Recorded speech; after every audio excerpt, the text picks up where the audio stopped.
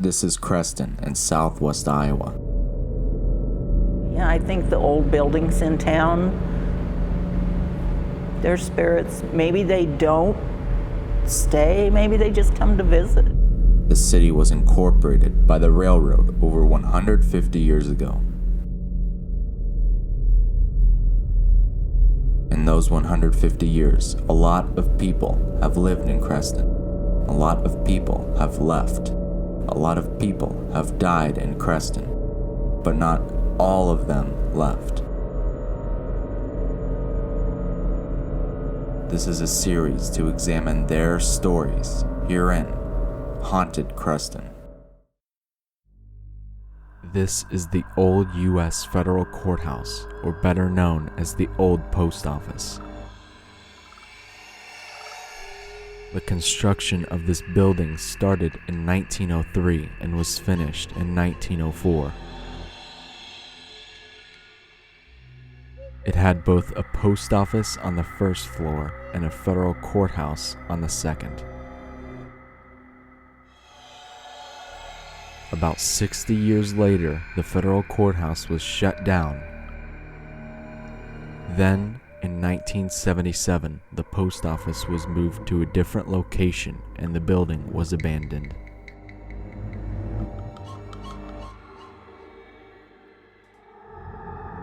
And here, 45 years later since the closing of the old post office, we are uncovering the many stories of John the Ghost. I'm Curtis Bradley, and I'm with Paul Costello, and we're at the old post office. And first of all, thank you for being our ghost today. You're welcome. So tell me about your experiences with this building. Well, I think it was probably around 2005, 2006, and that's time frame. My aunt and uncle bought the building. It was going downhill fast, broken windows out, pigeons living in it, just somewhat of an eyesore, but it was still a beautiful building with a lot of character. They purchased the building and started to renovate it. It's pretty much saved the building. It looks way different than it did then, and they put a lot of time and love into it, and I was proud to be a part of that. The thing about old buildings like this building was built in 1904, so there's a lot of creaks and groans and moans that old buildings do, and some people take those as ghost happenings. There's also weird things that happen with the air conditioning units, and so you get some kind of strange drafts.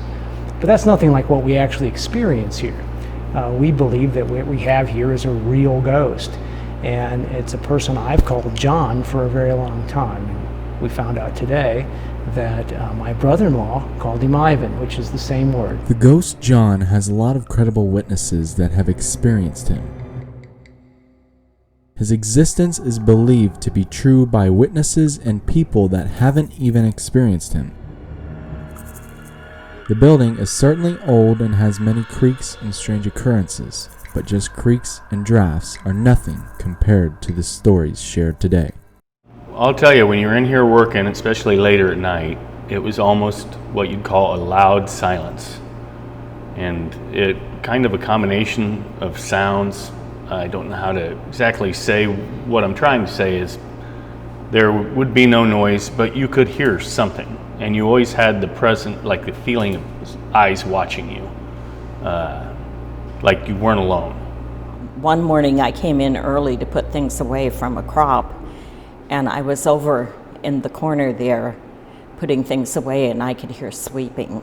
I would sometimes see a shadow at the end of a rack of scrapbook paper. And I know sometimes the paper would just come off the shelves.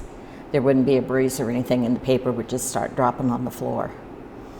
And we would say to him, "You need to stop that." John is known to slightly show himself just so that you know he's there. There have been several cases of flickers of him showing just his face. I have seen the ghost gliding by, and one day my mom was sitting here at the counter and she saw it go by these back windows. And I used to have books in the back room down in the basement, and I would get them all arranged on the shelf numerically so I could easily find them. And the next time I went downstairs, a whole shelf would be emptied and the books would be stacked on the floor. And I never set them on the floor. I worked in the building for probably about 13 years with Maple Street Memories. At first, we never knew the building had something odd in it until one weekend I was sitting, the counter was right over here, I was sitting behind the cash register, and I had a sister that was sitting right down the way from me in a chair. And this particular afternoon, it was really warm out, and all of a sudden, the temperature in here just dropped. Right where I was, it felt like it was 20 degrees colder. And I said, "Did you feel that?" And my sister looked up and looked over at me, and she said, "He's right behind you." And there was nobody in the building. And I said, "Who's right behind me?" And she's like, "There's a ghost right behind you." And she could see someone like in a way behind me. After that, we started hearing things that sounded like somebody was sweeping, or I'd be sitting at my desk and I could feel somebody right over my shoulder. And sometimes I would just say, "Stop that," like, "Go away, don't bother me right now," and it would stop. I used to clean when this was a scrapbook store. I would come in the middle of the night and clean, and it would never fail. He would be in one of the aisles and he would make scrapbook paper flutter off of the racks, just in one certain area. There wouldn't be any fans on or anything to cause it. And I wouldn't be near that aisle, but I could hear it hitting the floor. And I would just yell at him and say, "Knock it off." John loves to move items and make them fall. When it was a scrapbook store, he would make papers fall off of shelves. Also, when the renovation of the building was going on, he would move brooms from one location to another. I was working on a Sunday, I think it was. No one else was here, so it must have been a Saturday or Sunday. It was the middle of the day. And I was upstairs working on something, who knows what. My office is on the 3rd floor. As I was leaving the office, I looked out over the banister, and coming up between the 1st floor and the 2nd floor, there was someone walking up the steps. And they were oblivious to me, and I was a little shocked, but I wasn't really surprised, and I wasn't scared. And this person, I'll call him John, looked up at me. And when he looked up at me, he was like a little surprised that I was there. And then he flickered away. He didn't just disappear. He didn't just, slow vanish, like you've seen in the movies. It was more like a flickering, like flick, flick, flick, and then gone. And he was gone. And I knew immediately that I'd been in the presence of a ghost, and that it was a friendly ghost. And so I said a quick prayer for him, and I was really grateful that I got a chance to see him. You could never really see him, but you could see out of the corner of your eye him going around the aisle. We have examples in the scriptures of there being ghosts. When King Saul went to visit the witch in Endor to try and conjure up the prophet Samuel, she was actually able to bring a ghost, a spirit, and Samuel was talking to Saul from beyond the graves. I mean, there's examples of some of the supernatural activities. I know the church has always been cautious and advises against summoning ghosts or spirits, because you never really know if it's just a demon masquerading as something else and can deceive you. So I mean, that's about the extent of my knowledge. We do acknowledge the supernatural. We do acknowledge that there's angels and demons at work in the world, and so there is a spiritual element, and I can say that as much. We had racks and racks of paper, and each would hold about 30 different kinds of paper. And one day, one particular piece of paper on a certain rack, about 5 from the bottom, this one piece of paper would slide off into the aisle. And I would hear it, and I'd go back there and pick it up and put it back on. And then by the time I got to the register, I'd hear it slip off again. And it did that 5 times in a row. And I'd go over and I'd pick it up and I'd put it back on. And finally I said, "Stop it, I don't have time for this." And it stopped. And I just feel like sometimes it wanted recognition that it was here. and we had a group here, and they were very scared of the idea that we had a ghost. And they stayed very late at night one night, and I told them, you'll hear things, it won't be anything scary. But they said, the next day I asked them if the ghost had showed up, and they said, there was somebody rummaging around in the corner for a very long time. And they had all the doors locked, so they know that there was nobody in here. But they thought somebody had been rummaging around in the corner, moving things around, it sounded like. So yeah, a lot of people had heard and seen things that they believed was here. You may be wondering why such a small town would have a federal courthouse. Well, it was because Creston, Iowa used to be a lot more populated. And it turned out the federal courthouse wasn't needed as much as some had previously thought, so it was shut down.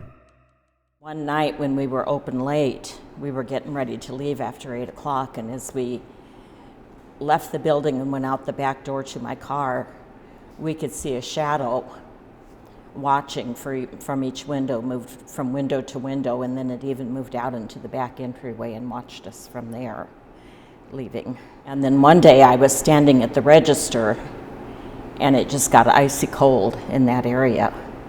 And I said something to my sister Barb, and she said, "He's standing right behind you." Oh, how do you feel about the ghost? I feel good about it. I don't think he's scary, and I don't think that he means any harm to anybody.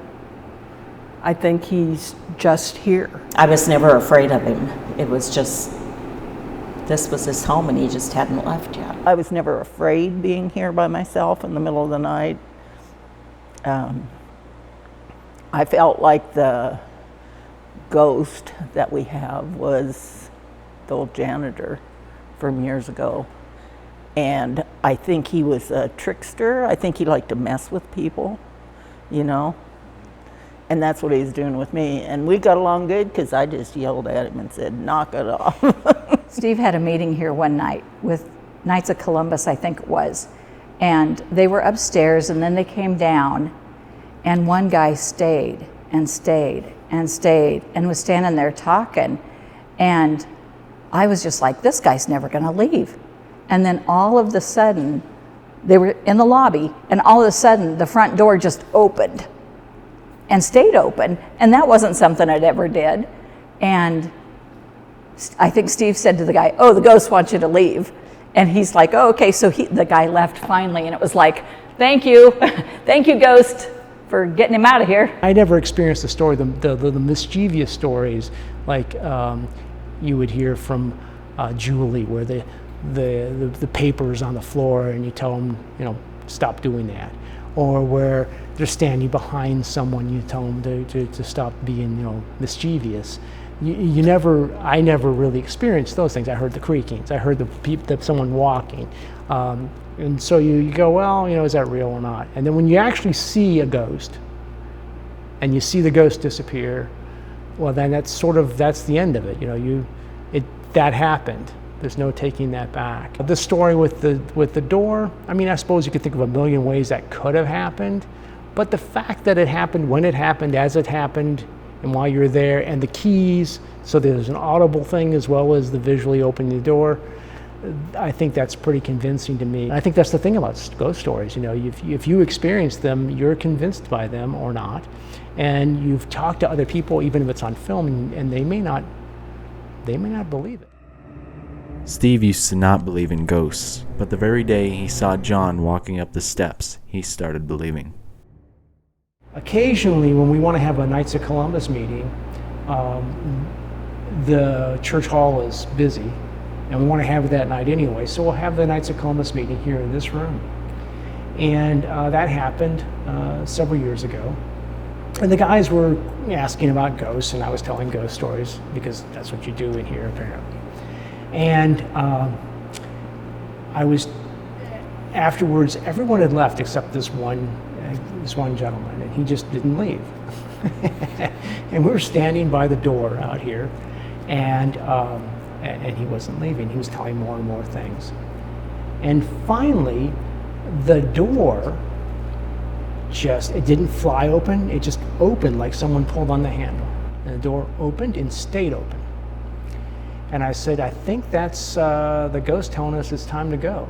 Well, this person kind of, we're talking about ghosts, we had ghost stories. This person kind of turned a couple shades more whiter than normal and quickly left.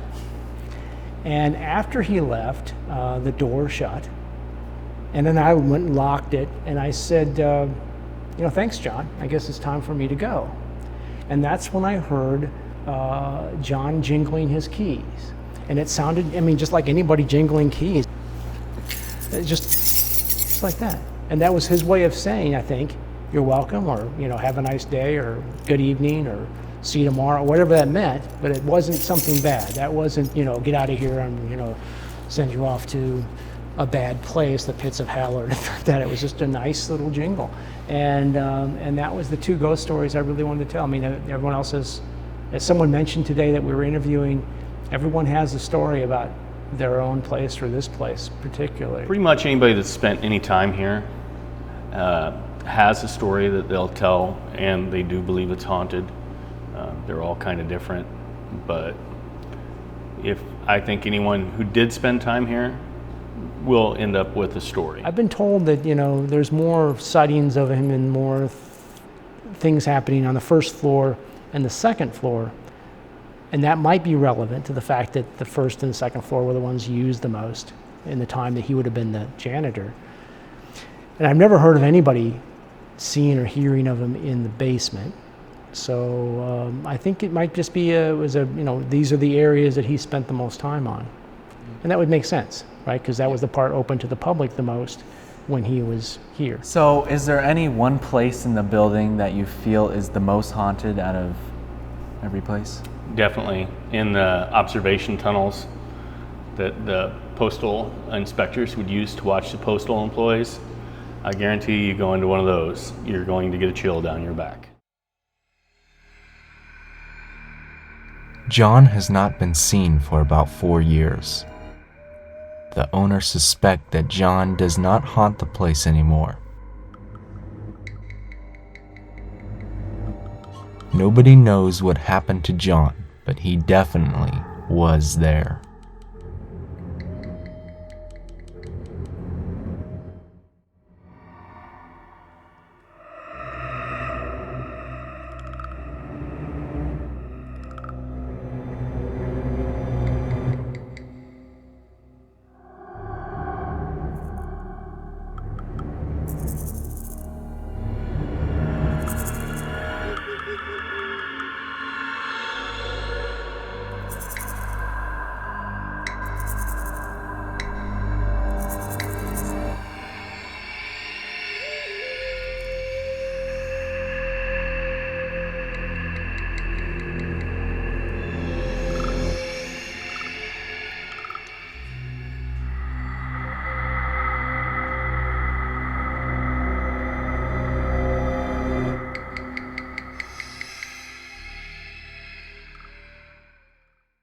And it sounded, just like anybody jingling keys, it sounded just like this. That's the lens cap. Take that out. Yeah, I thought I was coming down here for like free coffee or something, and here we are. You gotta watch out for that Steve fella though. Ghosts have pretty much left me alone. So far? Yeah, so far. You're young. Mm-hmm. I'll come back and haunt you. We've done that kind of thing. We need to make a ghost happen with dry ice and a fan. Coffee, coffee, coffee, coffee, coffee, coffee, coffee, coffee. Okay. On that, I'll take a sip of coffee.